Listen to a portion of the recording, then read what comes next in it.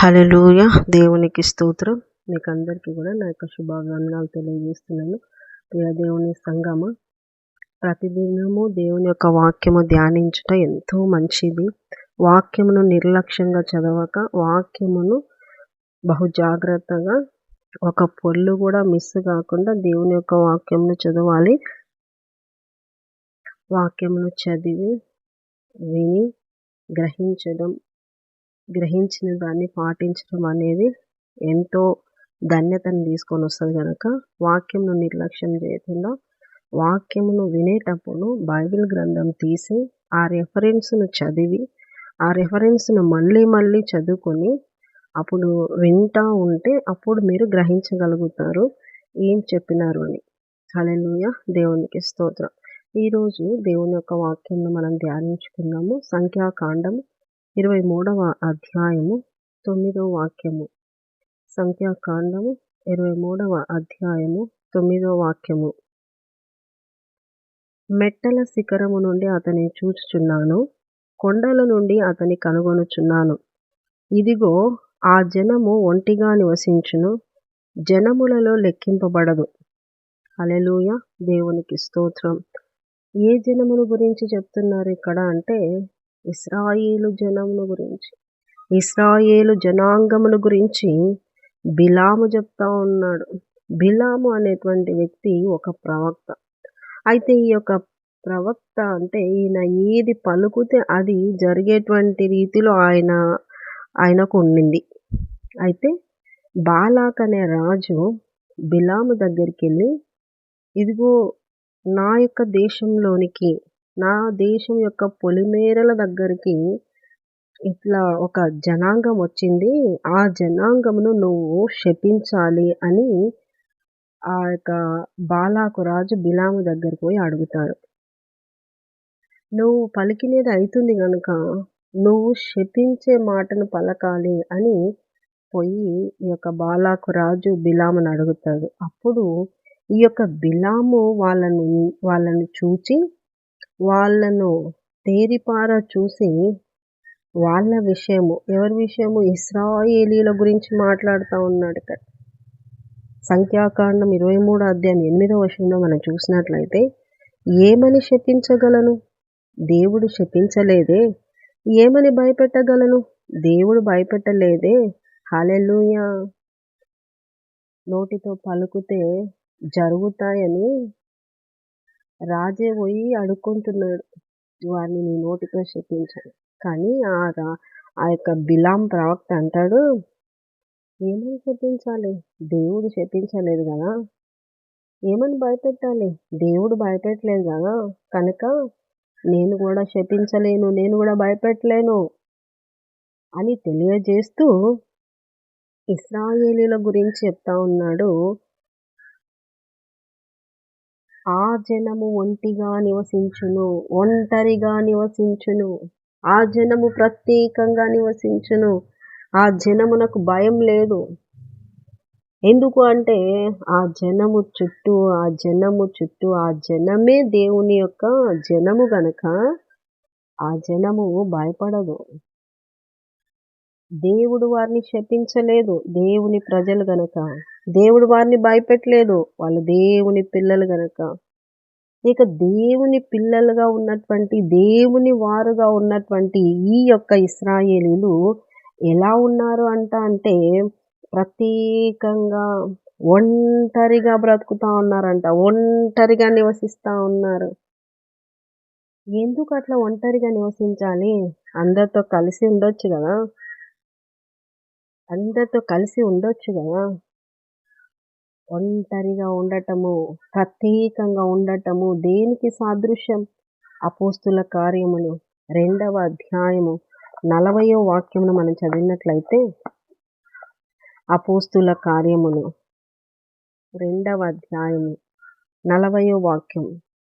ఇంకను అనేక విధములైన మాటలతో సాక్ష్యమిచ్చి, మీరు మూర్ఖులగు ఈ తరము వారికి వేరై రక్షణ పొందుడని వారిని హెచ్చరించెను. పేతురు గారి ప్రసంగములో చెప్తున్నటువంటి మాటలు,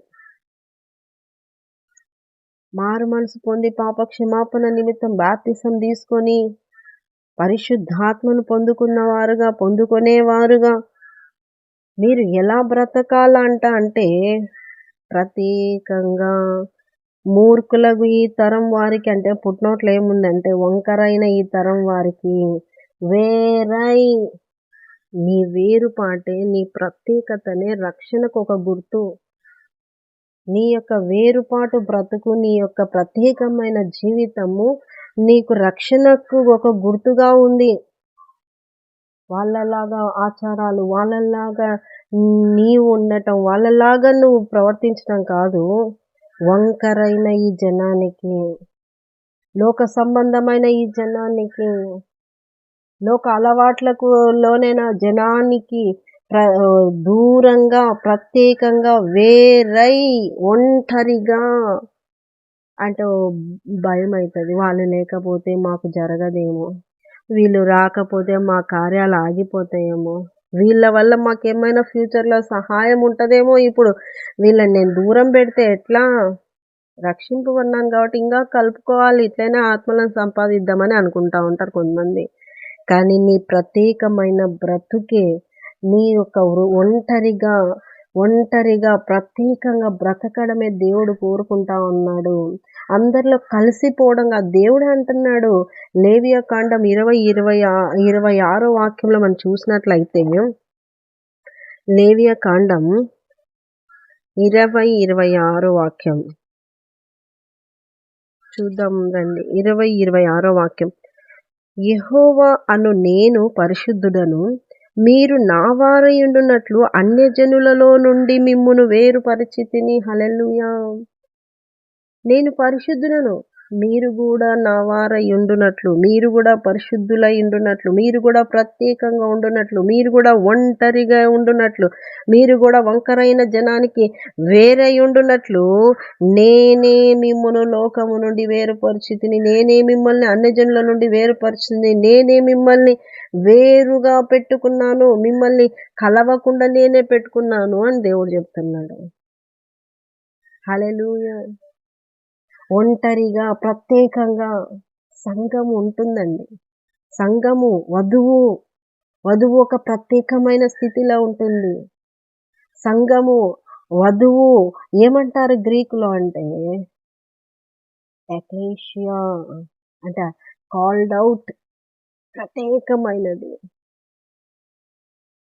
దేవుని సంఘమ పిలువబడినది, ప్రత్యేకమైనది, లోకంలో నుండి వేరుపరచబడినది, దేవుడే వేరుపరచుకున్నాడు. హల్లెలూయా. దేవునికి స్తోత్రం. నువ్వు అటువంటి జీవితం జీవించకుండా వాళ్ళు ఏమనుకుంటారో, వాళ్ళకంటే ప్రత్యేకంగా నేను ఎక్కువగా ప్రత్యేకంగా కనిపిస్తే వాళ్ళు ఏమన్నా బాధపడతారేమో. మనుషులను సంతోషపెట్టువారు కాక దేవుణ్ణి సంతోషపెట్టవలెను. మనుషులను సంతోషపరచువారు దేవుణ్ణి సంతోషపరచలేరండి. ఇది ఎస్తేరు గ్రంథం 3వ అధ్యాయం 8వ వచనంలో కూడా ఇక శత్రువైన హామాను 127 సంస్థానాలలో ఉన్నటువంటి వాళ్ళందరినీ గమనిస్తే ఈ యొక్క మొర్దెకై లాంటి వాళ్ళే ఉన్నారంట. వారు మొక్కరంట, రెస్పెక్ట్ ఇస్తారు, గౌరవిస్తారు, నమస్తే పెడతారు. కానీ హామాను అది కోరుకోలే. సాష్టాంగంగా తల కాళ్ళ కానిచ్చేటువంటి నమస్కారం చేయమని అడుగుతారు. మేము దేవునికి తప్ప ఎవరికి మొక్కము అని చెప్తే అటువంటి వాళ్ళు ఎవరెవరు ఉన్నారో అని 127 సంస్థానాలలో పరిశీలిస్తాడు ఈ యొక్క హామాను. ఇది ఒకే జాతి కానీ చెదరి ఉన్నారు అని కనుగొని అందరినీ చంపేయాలనే ప్లాన్ చేస్తాడు. ఒకే జాతి, చెదరి ఉన్నారు, ప్రత్యేకంగా ఉన్నారు, వారి రూల్స్ అన్నీ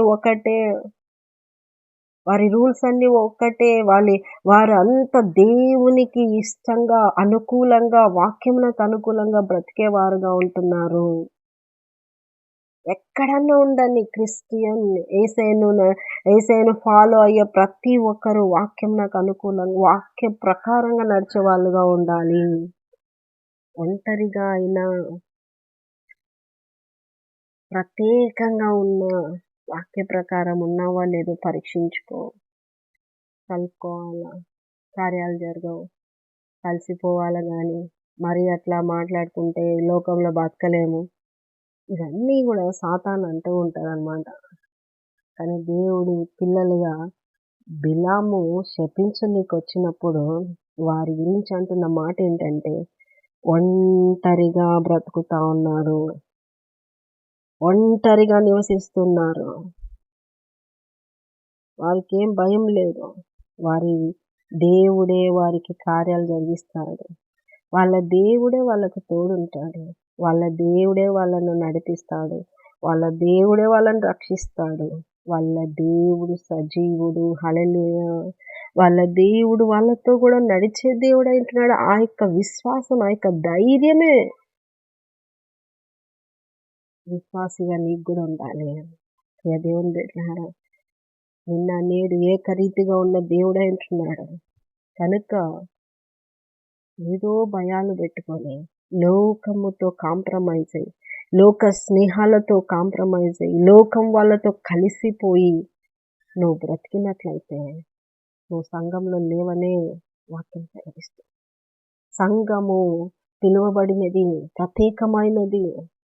కనుక సంఘంలో ఉండడానికే వేరుపాటు బ్రతికే రక్షణను సూచిస్తుంది గనక ఆ విధమైన జీవితాన్ని మీరు కొనసాగించి సంఘములో దేవుని కొరకు, దేవుని యొక్క అవయవముగా నువ్వు కూడా ఉండి లోకం వైపు చూడకుండా, లోక స్నేహాలు కోరుకోకుండా విశ్వాసముతో నిరీక్షణ కలిగి ఆత్మీయ యాత్రలో ముందుకు సాగుదురుగాక. ఆమేన్. చిన్న ప్రార్థన చేసుకుందాం. యేసయ్యా నీకు వందనాలు. పరిశుద్ధుడా నీకు వందనాలు. పరలోకపు తండ్రి నీకు వందనాలు. సజీవుడా నీకు వందనాలు. ప్రవ్వా, ప్రత్యేకంగా ఉండాలని కోరుకుంటున్నాం.